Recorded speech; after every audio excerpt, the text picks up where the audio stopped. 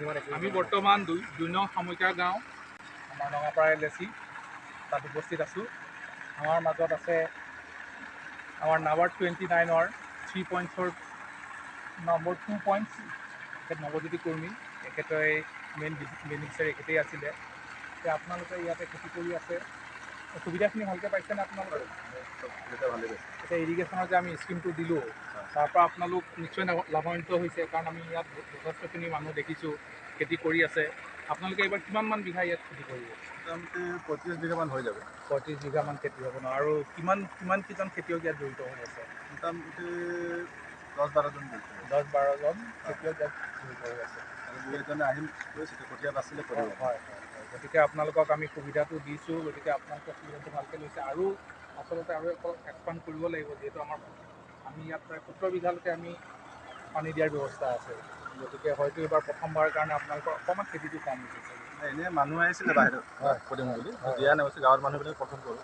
ঠিকে আছে। এইবাৰ আপোনালোকে প্ৰথমবাৰ হিচাপে যথেষ্টখিনিয়ে খেতি কৰিছে, দেখিছোঁ ইয়াত সকলোখিনি মানুহ জড়িত হৈ আছে। আৰু পানী পোৱাত আপোনালোকৰ কিবা অসুবিধা হৈছে নেকি? পানী একো প্ৰব্লেম দিয়া মানে ভালকৈ পানী পাই আছে, খেতি কৰিব পাৰিছে। গতিকে আপোনাৰ ফালৰ পৰা আমাৰ জলসিঞ্চন বিভাগক আপোনালোকে কি বুলি ক'ব? আমি যে এইটো সুবিধা দিলোঁ, আমাৰ তেজপুৰ ৰঙাপাৰা ডিভিজনৰ আণ্ডাৰ ৰঙাপাৰা চাব ডিভিজনৰ পৰা আপোনালোকক এই সুবিধাটো দিয়া হৈছে। জলসিঞ্চন মানে আমাৰ সামুখীয়া গাঁৱৰ ফালে চবকে হেৰি জনাইছোঁ আৰু ধন্যবাদ জনাইছোঁ। আৰু যেন 2-এখন স্কিম দিয়ে।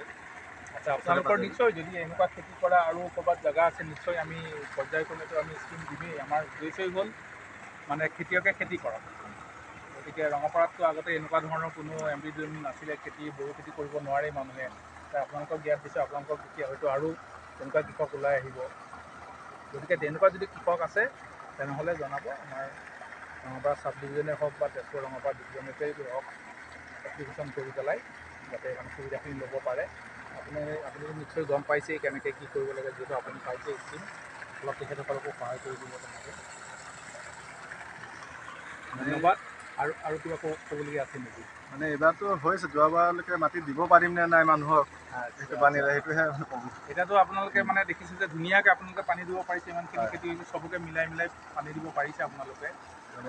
আৰু খেতিয়ক বাঢ়িব, সিহঁতক মাটি মিলাই দিব পাৰিম নে সেইটোহে। পাৰিব, নিশ্চয় পাৰিব। আপোনালোকে মিলাই ল'ব, কাৰণ আমাৰ 7টা এনেকৈ স্পট চেম্বাৰ আছে আৰু 3.2 আছে। গতিকে আপোনালোকে এবাৰত 3টা, এবাৰত 4টা, একেলগে গোটেইকেইটাতো দিব নোৱাৰিব, কমাই দি পেলাই।